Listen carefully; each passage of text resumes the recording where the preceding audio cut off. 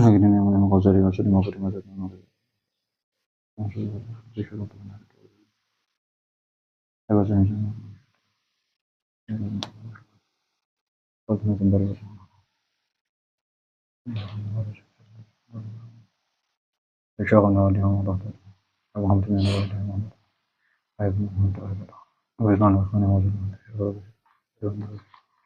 dialogi dengan jelas. Walidina walidikum amatin amatin amatin جميع المسلمين هذه القرية نغفر لهم خصوصا كثير الشر وقدر كثير ومن بركة مصاري من ولي نبينا محمد الفاتحة أعوذ بالله من الشيطان الرجيم بسم الله الرحمن الرحيم الحمد لله رب العالمين الرحمن الرحيم مالك يوم الدين إياك نعبد وإياك نستعين اهدنا الصراط المستقيم صراط الذين أنعمت عليهم غير المغضوب عليهم ولا الضالين آمين بسم الله الرحمن الرحيم الحمد لله رب العالمين اللهم صل وسلم على سيدنا محمد وعلى آله وصحبه أجمعين ربنا ظلمنا أنفسنا فإن لم تغفر لنا وترحمنا لنكونن من الخاسرين سبحانك لا علم لنا إلا ما علمتنا إنك أنت العليم الحكيم أما بعد قال سيدنا وإمامنا العالم العلامة قطب الإرشاد وغوث العباد والعباد الحبيب عبد الله بن علوي الحداد في كتابه رسالة آداب سلوك المريد نفعنا الله بعلومه وأسراره وأنواره وبركاته في الدين والدنيا والآخرة آمين اللهم آمين إلى أن قال فصل وكن أيها المريد في غاية الاعتناء بإقامة الصلوات الخمس بإتمام قيامهن وقراءتهن وخشوعهن وركوعهن وسجودهن وسائر أركانهن وسننهن وأشعر قلبك قبل الدخول في الصلاة عظمة من تريد الوقوف بين يديه جل وعلا بسم الله الرحمن الرحيم berkata al-alim al-allam al-muhaqqiq Qutbil Irsyad wa Ghathil Ibad wal Bilad al-Habib Abdullah bin Alawi al-Haddad. Semoga kita semua mendapatkan barokahnya, mendapatkan manfaatnya, mendapatkan ilmu-ilmunya, serta bisa mengamalkannya. Amin Allahumma amin. Di dalam kitabnya Risalah Adab Sulukil Murid, sampai mana faslun fasal. Wakun, dan jadilah wahai sapa ayyuhal muridu, wakun, dan jadilah sapa engkau. Ayyuhal muridu, hei orang yang ingin berjalan di jalan Allah Subhanahu wa taala, jadilah fi ghayatil i'tina'i, di dalam pokokane, di dalam puncak-puncaknya al-i'tina'i, menjaga bi iqamatis shalawatil khamsi, dalam mendirikan as-shalawati, beberapa salat al-khamsi yang 5. Bukan sekedar menjaga mendirikan sholatnya saja, juga biitmami, serta dengan menyempurnakan qiyamihinna, berdirinya sholat 5 waktu, wa qiraatihinna, dan bacaan-bacaan Al-Quran, bacaan-bacaan zikir yang ada di dalam sholat 5 waktu, wa khusyu'ihinna, dan khusyuk-khusyuk yang dilaksanakan, yang dikerjakan di dalam sholat 5 waktu. Wa ruku'ihinna, dan ruku'-ruku'nya sholat 5 waktu. Wa sujudihinna, dan sujud-sujudnya sholat 5 waktu. Wa sa'iri arkanihinna, dan selain dari itu, daripada rukun-rukunnya sholat 5 waktu. Wa sunanihinna, dan sunnah-sunnah 5 waktu. Maka salah satu jalannya murid, orang yang ingin berjalan di jalan Allah Subhanahu wa taala, adalah menjaga, benar-benar sangat-sangat menjaga dengan mendirikan sholat 5 waktu. Yang mana sholat 5 waktu itu Sholat yang Allah wajibkan kepada kita, serta bukan hanya menjaga untuk mendirikan sholat 5 waktunya saja, juga menjaga keadaan sholat tersebut dengan menyempurnakan berdiri, menyempurnakan rukuknya, menyempurnakan sujudnya, menyempurnakan rukun-rukunnya, menyempurnakan bacaan-bacaannya, dari yang wajib sampai yang sunnah. Semuanya kita perhatikan, kita usahakan, kita tunaikan dengan sebaik-baiknya. Maka wayai lagi sholat apa, salah satu jalannya murid adalah memperhatikan sholat. Priben sholatnya ketika kita sebagai orang yang ingin jalan di jalan Allah, priben sholatnya kulan jenengan kabeh. Apakah sholat 5 waktu itu sudah benar atau belum? Sudah pada waktunya atau belum? Ketika sudah pada waktunya, apakah kita sudah menunaikannya dengan sebaik-baiknya? Khususnya rukun-rukunnya. Priben ki rukunnya, apa kita wis bener dulu ki rukunnya sholat anak pira kan wis dikaji dalam kitab. Kita perhatikan, kita jaga benar-benar, jangan sampai ada yang luput daripada yang kita laksanakan daripada sholat 5. Bacaan Fatihah lamun durung beres ya dibe, ruku'e lamun durung beres ya dibe. Khusyuknya, ya khusyuknya maksudnya alangkah baiknya kita sebagai orang yang murid di jalan Allah minimal memperhatikan priben sholat iku ana khusyuknya atau ya minimal kanggo belajaran. Kudu berarti khusyuk berarti kita kudu sing awit sholat awal sholat hingga akhir kudu khusyuk. Ya aku ngomong kang wis bisa. Tapi buat kita-kitaan yang masih belajar minimal di dalam setiap satu sholat kita ada juz'un, sebagian daripada sholat tersebut yang mana kita hadir, kita khusyuk di bagian tersebut.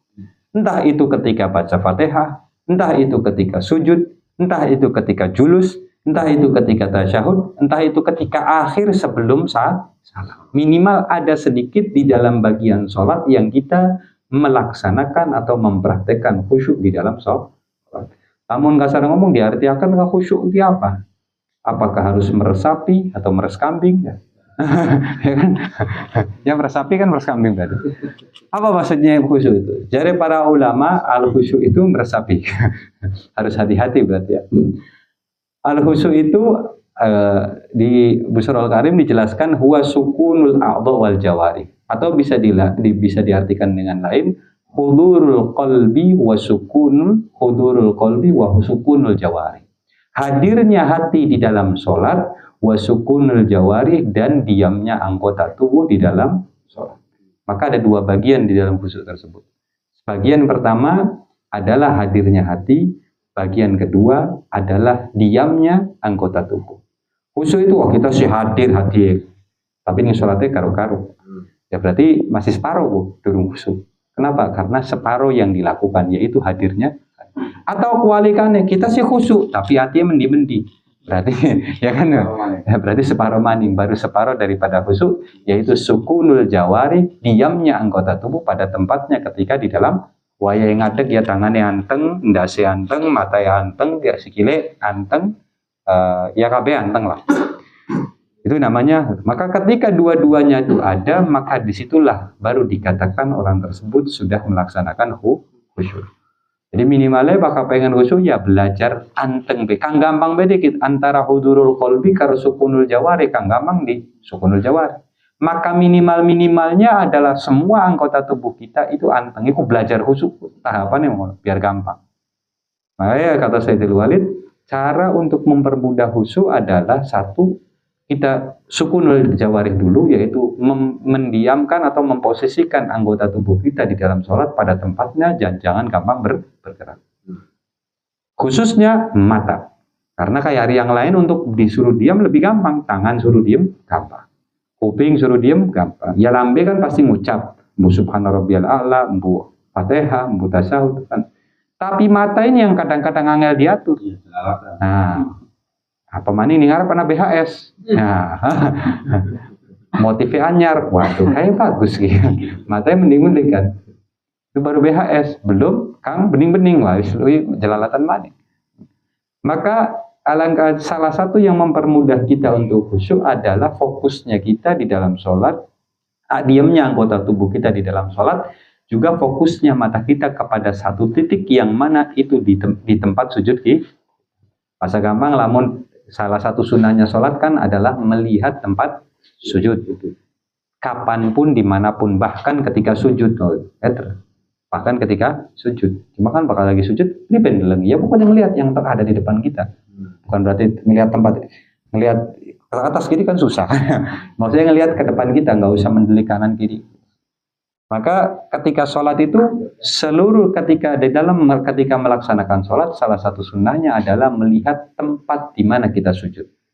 Dan lebih baik lagi adalah melihat satu titik daripada tempat yang di mana kita sujud. Untuk lebih memudahkan fokus kita, memudahkan hadirnya kita di dalam sholat. Belajar supaya bisa khusyuk, memudahkannya adalah seperti itu. Maka angele bakal kayak sejadah zaman sekian. Pengen fokus ini di anak gambar masjid, anak gambar kembange, makanya kan kata sebagian ulama gitu, banyak ulama mengatakan bahwa yang bagus itu ketika sholat jangan menghadap, jangan menggunakan sesuatu yang mempunyai banyak warna agar tidak menghilangkan fokus. Itu anjurannya kan mengkonon. Cuma kan zaman selalu berubah. Ana motif ning sarung ya ana motif, ning kelabi ana motif, yang dimana susah untuk kita hindari. Makanya kalau ngelihat orang dulu nganggo sarung kadang warnanya pun baik tidak terlalu banyak warna, 2 warna, hijau ya, BHSP kan kotak hijau atau kotak. Supaya apa? Supaya tidak mengganggu ketika dia melaksanakan sholat. Bahkan sampai merek BHSP diwalik, ya, supaya tidak kelihatan supaya tidak mengganggu orang yang di belakang ketika sholat, fokusnya teralih. Maka itulah yang baik ketika sholat kita fokus ke satu titik untuk mempermudahkan khusyuk kita di dalam sholat, dalam satu titik. Kecuali ketika mengucapkan asyhadu alla ilaha illallah baru kita melihat ke telunjuk. Atau kecuali ketika sholat di Masjidil Haram sedang menghadap Ka'bah. Ada yang bilang bebas memilih Ka'bah boleh, melihat Ka'bah boleh, melihat tempat sujud boleh. Berarti kalau dilihat dari sini, ibadah mata yang paling bagus selain melihat Ka'bah adalah melihat tempat sujud kita. Cuma ngelako ini rada andap, hari Ka'bah indah dipandang, enak untuk dilihat. Tapi ketika tempat sujud sering bosen. Apa maning yang sholat TB wis alhamdulillah, wis sholat wis alhamdulillah. Cuma itu alangkah baiknya ketika kita berusaha untuk mendiamkan, mensukunkan anggota tubuh kita yang mana mata itu yang paling angel diam, difokuskan itu. Minimalnya sebentar lah, minimalnya di dalam satu sholat itu ada beberapa detik yang kita di situ menghadirkan kanggo kula-kulaan. Yang dimaksud dengan hudurul qalbi, nah ini sedikit pembahasan ya. Yang dimaksud dengan hudurul qalbi adalah menghadirkannya kita apa yang kita baca dengan bacaan sholat. Jadi jangan salah paham ketika waya lagi sholat, tuli nangis, mikiri dosa. Itu sebenarnya bukan yang dianjurkan. Kenapa? Karena yang dianjurkan ketika kita sholat adalah khusyuk. Dan khusyuk adalah hudurul qalbi, menghadirkannya hati, juga sukunul. Yang dimaksud menghadirkannya hati apa? Menghadirkannya hati apa yang sedang kita lakukan. Waya lagi sholat ketika takbir Allahu Akbar, ngadeg, menghormati siapa? Gusti. Itu yang kita hadirkan. Maca iftitah kita resapi arti daripada itu. Allahu Akbar kabiro, walhamdulillahi katsiro, wa subhanallahi bukur. Tahu? Baca Fatihah bismillahirrahmanirrahim. Alhamdulillahi rabbil, pujian karena Gusti Allah Ar-Rahmanir-Rahim, Maha Pengasih lagi Maha Penyayang. Ngomong. Dan yang dimaksud dengan hadirnya qalbi, menghadirkan apa yang kita baca, cukup dengan ijmalnya saja, tidak usah dengan tafsirnya, tidak usah terlalu terperinci, karena itu akan mengganggu yang mana kita dianjurkan untuknya. Kita sedang beribadah kepada Gusti, makalah mikirin bisa alhamdulillah, wah lagi ngaji tafsir, alhamdulillah, ya utawi segala puji. Akhirnya kita hilang fokus yang mana ya itulah yang dimaksud dengan hadir adalah meresapi, apa sih, bukan meresapi, apa namanya? Tadabbur apa artinya? Tadabbur. Menghayati apa yang kita baca, tapi dengan secara ijmal saja. Beliau iya secara global saja. Alhamdulillahirabbil alamin, iku pujian kanggo Gusti Allah Ar-Rahmanir-Rahim, iku Maha Pengasih. Maliki Yaumiddin, Gusti Allah iku kang duwe hari kiamat. Ya semesta alam semua adalah milik Gusti Allah. Hari kiamat, hari apa? Dosa rinci-rinci bisa. Ihdinas siratal mustaqim, jaluk pituduh saking Gusti Allah, jalan yang dosa ihdinas siratal mustaqim berarti ihdinas siratal ihdina apa artinya apa itu enggak usah. Sama ketika baca surat pun sama. Kita menghadirkan artinya secara global. Bismillahirrahmanirrahim. Qul huwallahu ahad, yaitu Gusti Allah Maha satu yang tiada duanya.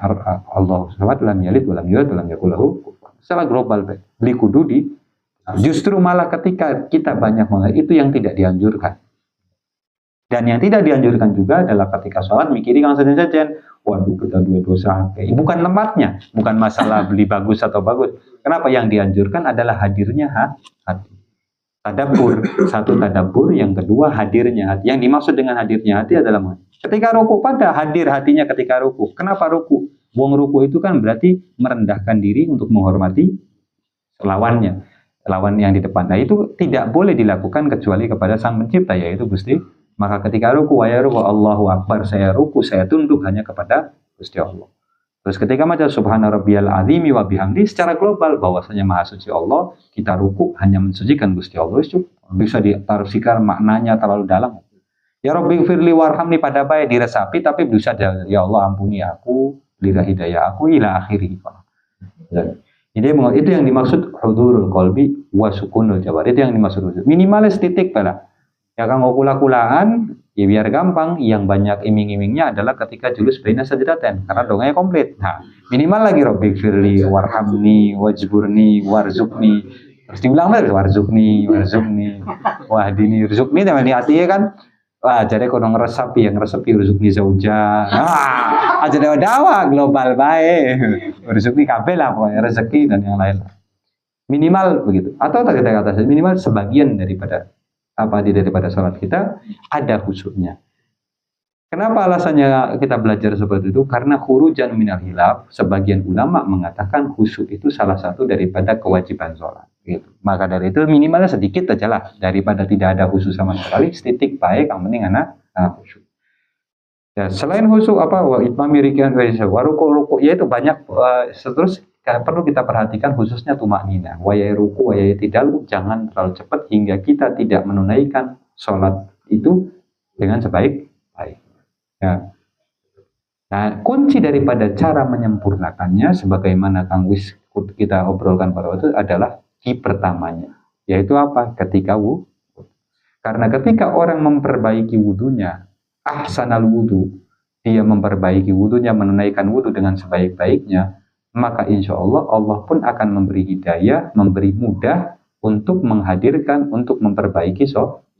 Ambu hadis, ambu maqalah mengatakan man ahsanal wudu ahsanat, barang siapa orangnya yang memperbaiki wudunya, menyempurnakan wudunya dengan sebaik-baiknya, maka Gusti Allah akan memberi dia hidayah untuk menyempurnakan sholat. Nah, itu kan kadang-kadang kita teledornya gitu, waya wudu bisa acak-acakan, berikan sholat. Ya makanya beli salah waya sholatnya sering acak-acakan. Kenapa? Karena wudunya kita juga acak-acakan. Minimalnya ketika wudu kita perhatikan waya basuh muka, apa kita hadirkan, kita lu duduk basuh muka nggak adem-adem baik. Bukan hanya sekedar menunaikan, tapi kita minta untuk dibersihkan. Pengen ngadep Gusti Allah, kudu kang bersih. Bersih secara zahir dengan air, bersih secara batin dengan wudu. Dosa yang ada di muka ini semoga dihilangkan. Soalnya tangan yang mengkonon, sikil yang mengkonon, rambut yang mengkonon, terus kuping dan yang lain-lain. Agar ketika kita waya tekaning sholat, kita sudah membersihkan diri. Ketika awaknya sudah bersih, dohir batin sudah bersih, maka ketika masuk ke sholat pun kita akan bersih.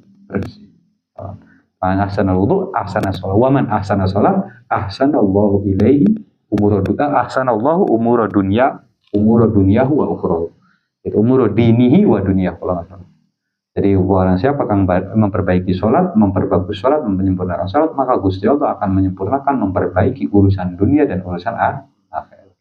Jadi kunci ananing sholat, kunci sholat ananing ana maning kan hadis mengonon biasanya ning bab taharah sering dibaca biasanya ning kitab-kitab apa nih miftahul jannah as sholat aslinya ya miftahul jannah sholat wa miftahus sholat al wudu atau at-taharah.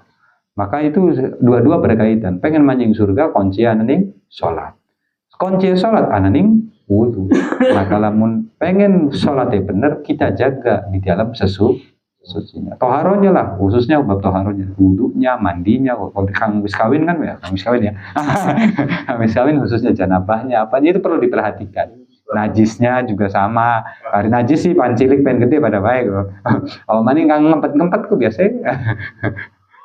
Ngempet-ngempet kadang-kadang kan anak kang ceret gitu kan najis ku harus diperhatikan tuh. Agar ketika kita perhatikan sesucinya, Allah akan memudahkan kita untuk memperhatikan rukun-rukunnya, sunnah-sunnahnya, sedetik-sedetik lah. Senajan beli bisa KB dilakoni, minimal beberapa dari sunnahnya dipraktekkan di dalam sholat. Setelah itu apa? Wahyul murid asyir qalbaka. Nah, sebelum memulai sholat pun kita dianjurkan ketika pengen dari wong kang jalan Gusti Allah, asyir, merasakanlah wahai murid, merasakanlah wahai murid qalbaka, kepada hati. Qabla dukhuli, sebelum masuk fi sholati, di dalam sholat, azamata, keagungannya, man, sosok, zat, turidu, yang engkau ingin, al-wuqufa, berdiri, baina yadaihi, di hadapannya, jalla wa ala, yang sungguh agung dan tinggi Gusti Allah subhanahu wa ta'ala. Sebelum sholatnya pun kita menghadirkan, kita meresapi, kita menghayati dengan hati kita. Hadirkan di hati Anda wahai murid, sebelum memasuki sholat, keagungannya Gusti Allah subhanahu wa ta'ala. Makanya bayi pengen sholat aja kita dianjurkan supaya bukan waspada Pak, bersiap-siap bahwasanya kita ingin menghadap Allah subhanahu wa ta'ala. Misalnya pengen ngadep presiden, siap-siap. Hati deg-degan, ana seneng, ana sedih, ana watir, ya kan? Kabeh udah di sini. Maka mempersiapkan diri dan hati. Awaknya dipersiapkan, hatinya juga dipersiapkan karena pengen ngadep. Dan sedangkan ini apa? Gusti Allah subhanahu, pengen ngadep Gusti Allah, maka kita harus menghadirkan di dalam hati kita bahwasanya yang akan kita hadapi, kita akan menghadap Allah subhanahu wa ta'ala. Maka ketika pengen sholat aja sudah kita hadirkan itu, makanya ketika ya Allah kita pengen sholat, pengen ngadep Allah subhanahu wa ta'ala, semua urusan-urusan yang ada berkaitan dengan urusan dunia maka otomatis kita geserkan. Kenapa? Pengen ngadep Gusti yang memiliki semua, dia masih mikir di dunia, beri pantas ya. Pengen ngadep Gusti Allah. Maka ketika itu begitu mengucap Allahu Akbar. Kenapa Allahu Akbarnya begini? Yaitu ketika kita menghadirkan bahwasanya kita akan menghadap Gusti Allah, zat yang mana di hadapannya semua sesuatu tiada artinya. Pengen urusan dunia, pengen masalah cicilan, pengen masalah cicilan motor, cicilan rumah, cicilan utang, cicilan mas kawin, ya semuanya. Semua itu di hadapan Allah subhanahu wa ta'ala, hal sepele yang enggak ada apa-apanya di hadapan. Maka ketika mengucap Allahu Akbar, kenapa tangannya begini? Maksudnya bukan apa, mengisyaratkan bahwa selain urusan ini ketika menghadap Allah, selain urusan kepada Gusti Allah, yaitu menghadap Gusti Allah, itu saya buat, minggir. Tidak ada artinya menghempaskan. Dan hanya Allah yang kita sedang hadapi. Sedang kasar ngomong, sedang ajak bicara, sedang saya fokuskan jiwa, raga, pikiran saya ketika mendirikan sholat tersebut. Dirangkul, fokus kepada Allah itu kita rangkul, kita simpan di dalam hati. Itu isyaratnya ketika sholat. Makanya kenapa makna daripada takbir.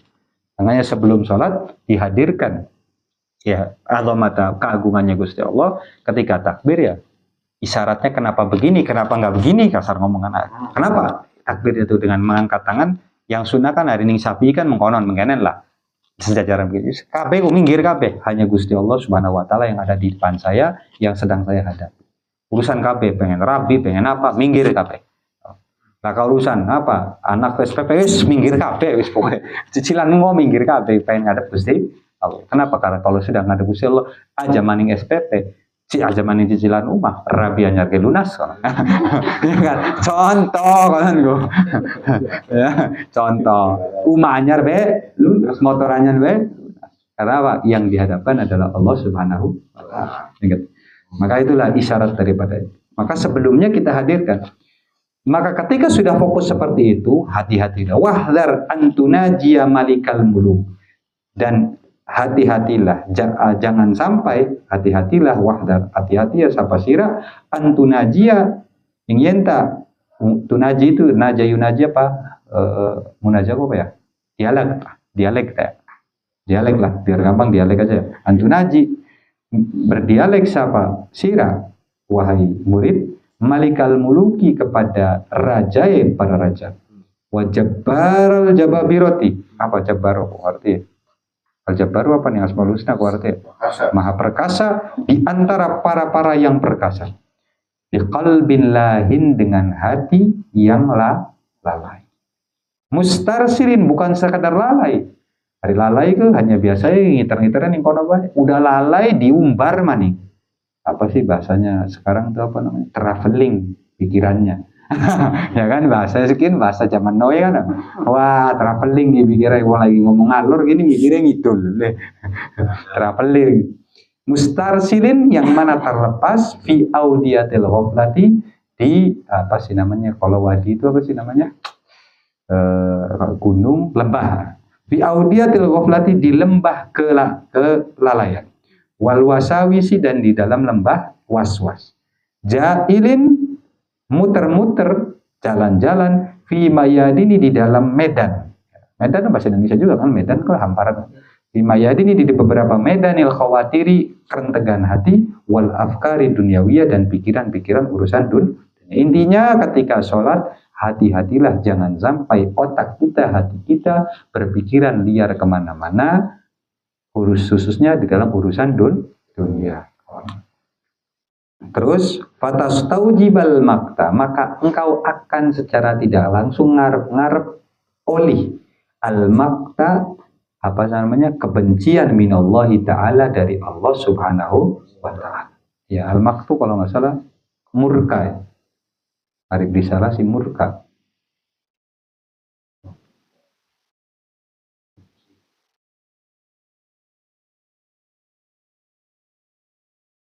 Oh, kejenjian, menjijikan, memuakkan, kemurkaan ya, semua lah.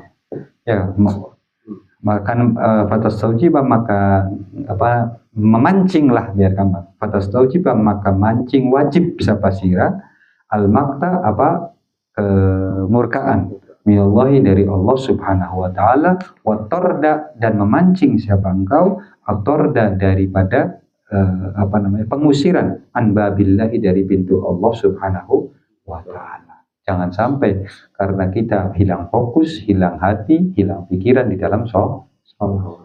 Alasannya kenapa kok bisa seperti itu, sampai ditolak sama Gusti Allah, sampai diberikan kemurkaan dari Gusti Allah. Ini alasannya setelahnya waqad qala alaihi salatu wassalam, dan teman-teman dawuh sahabat baginda Nabi Muhammad sallallahu alaihi wasallam.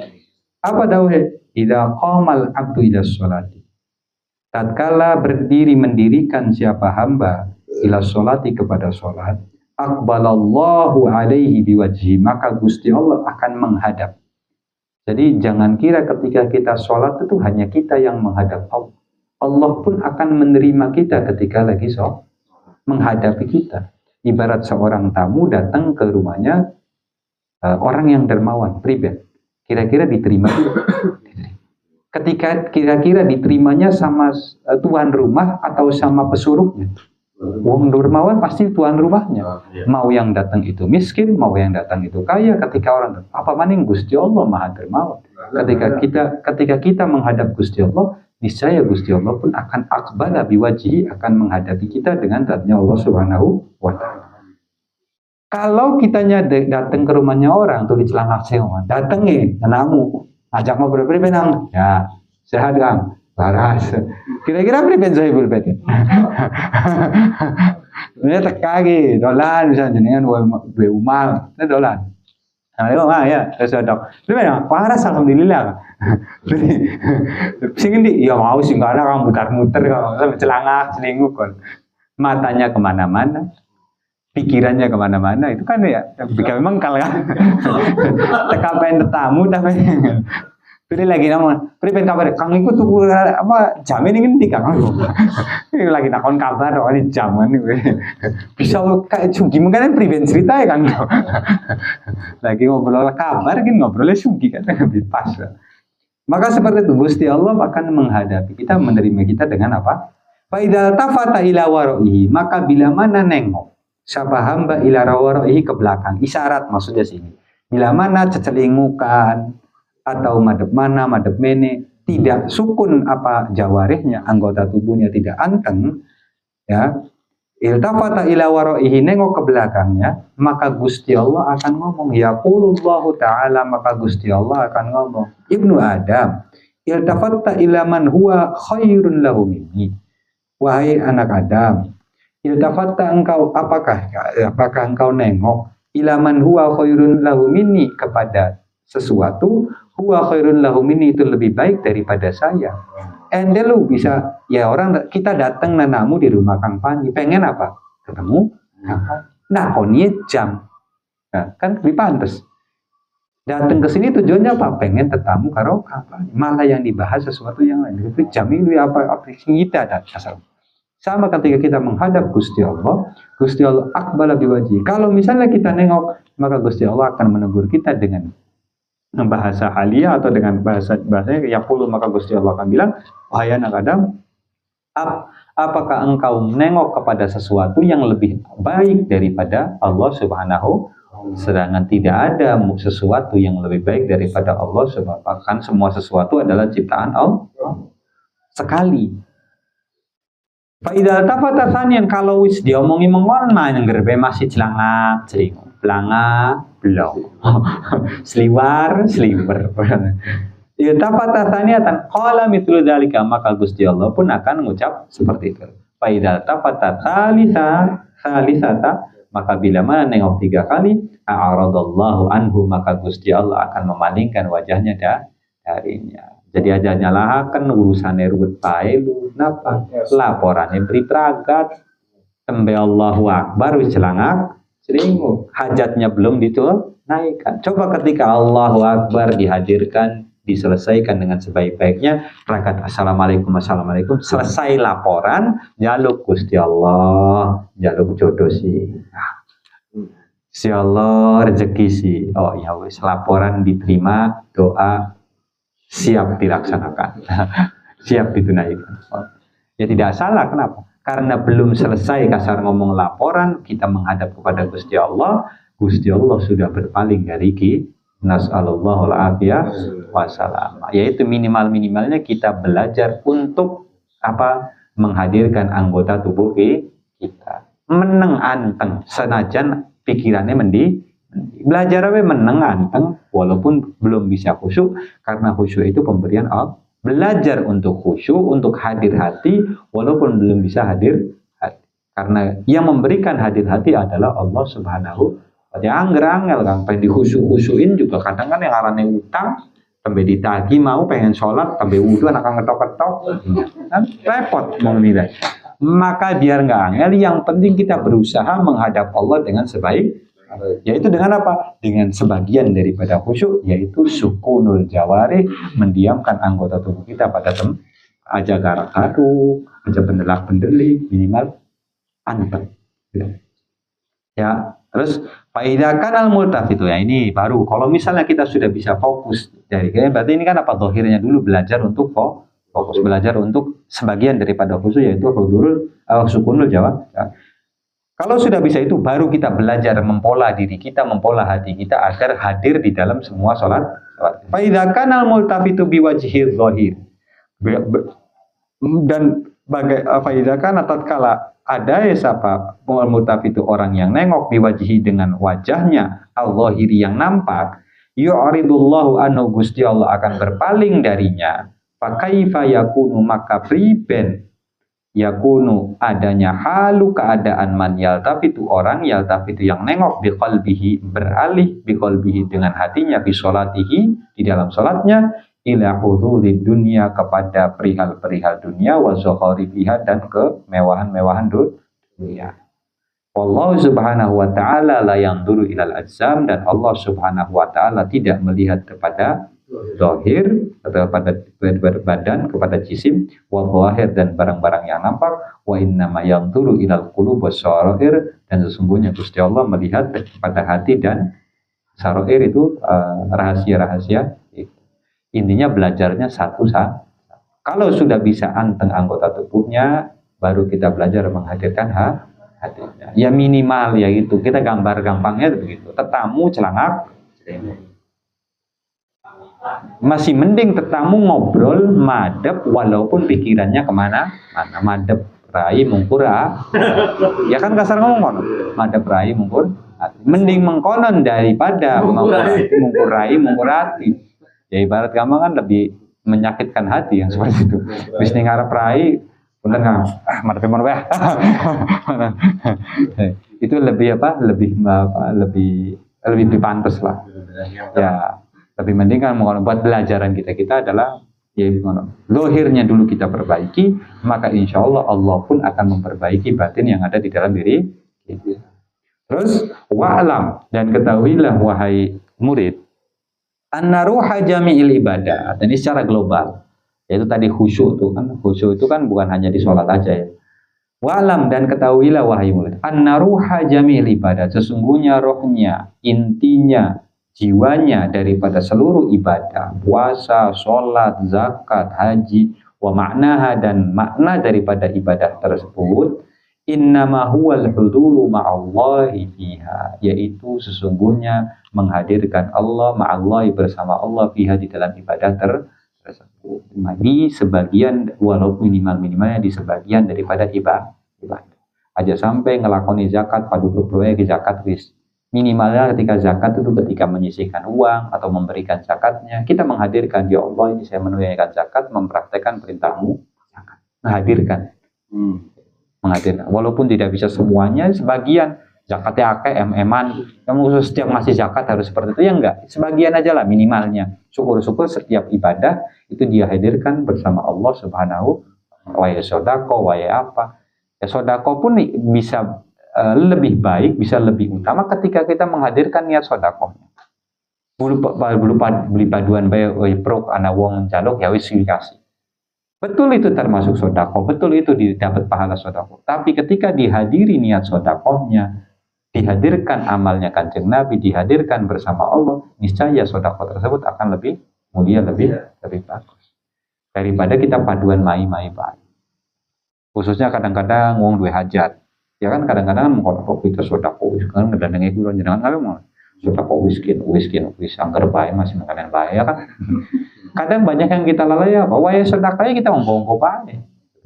Padahal kalau misalnya kita memang punya hajat, ya Allah, misalnya ada keluarga yang sakit, ada anak yang sakit, ada diri kita yang sakit, sodako katanya bisa menyembuhkan. Jadi praktekkan ketika sodako, ya Allah, Kanjeng Nabi ngomong bahwasanya sodako itu meringankan. Ki kulang lakoni Gusti Allah daripada sodako, pengen 5.000, pengen 1.000, pengen 5.000, dihadirkan Gusti kin kita sodako, ngalap sehat daripada sodako ini untuk kula, untuk keluarga. Niscaya hasilnya, rohnya daripada sodako tersebut bisa lebih terasa dibanding kita padu ngasih saja. Ya, kadang-kadang itu yang kita lalaikan gitu. Yo, sholat pada baik, minimal sebagian daripada Gusti kin kita ngadep Gusti. Kudu paduan bae kepaksa semua senajan salatnya kepaksa di apa saudara kepaksa di apa senajan akhir waktu ya kan biasa kayak kita andalan akhir waktu kenapa maghfirah wis karena masih butuh maghfirah Gusti Allah misal kali kan mono ada dalil si akeh ya oleh tibae alasan si akeh lah kan minimalnya tapi yang penting ketika sholat itu kita menghadirkan bahwasanya wa yasol ki ngadep Gusti Allah Subhanahu wa ta'ala gitu sebagian daripada satu. Maka ketika seperti itu roh daripada ibadah tersebut akan terasa. Faman kholat ibadatuhu anil hudur, maka barang siapa orang kholat yang kosong ibadatuhu ibadahnya anil hudur dari hadir, fa ibadatuhu habaun mansur, maka ibadahnya itu haba mansur itu tersebar ya. Habaun itu habaan mansuro, enggak ada artinya lah kasar ngomong. Sia-sia. Debu manturo yang tersebar yaitu sia-sia. Habaan manturo itu debu yang tersebar atau sia-sia. Ya cuma aja nggak dalil dari mengenai ya usah kita beli pisau khusyuk berusaha sholat malam kan sih. Kenapa? Ya jari apakah beli hadir, gue beli diangkat. Iya bukan begitu. Itu maksudnya menyemangati kita agar kita lebih memperhatikan ibadah kita kepada Allah Subhanahu wa Ta'ala. Karena memang sebagai umat Islam, sebagai umat manusia, itulah yang seharusnya kita prioritaskan. Rezeki sudah dijamin, jodoh sudah diatur. Apa maning? Kering wis anak kango pati asli. Yang harus kita lakukan adalah apa? Menunaikan perintah Allah dengan sebaik-baik. Bukan malah lalai dengan sesuatu yang lain. Ya kasar ngomong, kita diberi tugas oleh Gusti Allah, tekanin dunia apa? Ibadah. Sedangkan kita sibuk dengan sesuatu yang pribadi kira-kira. Ente dua karyawan, kongkon menggawe. Ya, kongkon menggawe ki garap digawe ya lemari. Duduk gawe lemari, gawe kursi. Ya, gawe apa? Meja pingpong. Kira-kira pribadi. Mendingnya kalau ini lemarinya diberesin tapi dia bikin yang lain kan beli apa-apa, kan beli dari masalah. Tapi bikin lemari ya beli digarap tapi ngurusi Kang saya. Kang saya bikin kursi lebih bagus Kang. Tuh lihat tuh hasilnya. Mengkilap, bisa ditekak-tekuk, bisa. Yuk kita doang kode gawe. Itu kan yang kadang kita lalaikan. Kita diperintah Gusti Allah Subhanahu wa Ta'ala di dunia itu beribadah. Minimalnya kita tunaikan perintah Gusti Allah. Maka sisanya Gusti Allah yang akan ngatur, yang akan memberikan apa yang kita butuhkan. Bahkan bukan apa yang kita butuhkan, ya apa yang kita inginkan. Kadang-kadang senajan dibutuhkan dipakai kan Gusti Allah. Ya kadang-kadang kalau dalilnya mengkonon Allah memberikan apa yang kita butuhkan, bukan yang kita inginkan. Yang kadang-kadang yang kita inginkan aja dikasih sama Gusti Allah, apalagi yang dibutuhkan. Harusnya kan seperti itu. Kadang-kadang kepengen kopi, beli butuh kopi, dipakai. Bisa jadi kita ngil seripit mana? Itu kan bukan sesuatu yang kita butuhkan, tapi Allah berikan. Maka apalagi yang kita butuhkan, niscaya Gusti Allah akan ketika kita menunaikan apa yang Allah perintah. Ya belajar, maksudnya kita gak asli sih nasihatnya kalau kita dewek kan. Kita juga masih banyak lalainya.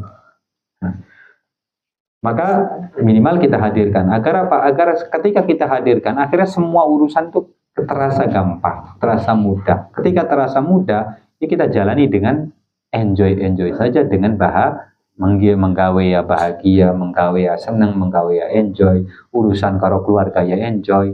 Anak radan badek sedikit ya enjoy. Kenapa? Ya manusia, wajar. Kita tugasnya mengarahkan, mendidik, mendoakan. Wah, ya, baik kita lagi muda. Kita doakan, kita ajari. Niscaya Gusti Allah ketika kita memperhatikan ibadah kita kepada Gusti Allah pun akan memberikan yang terbaik untuk yang kita minta kepada Gusti.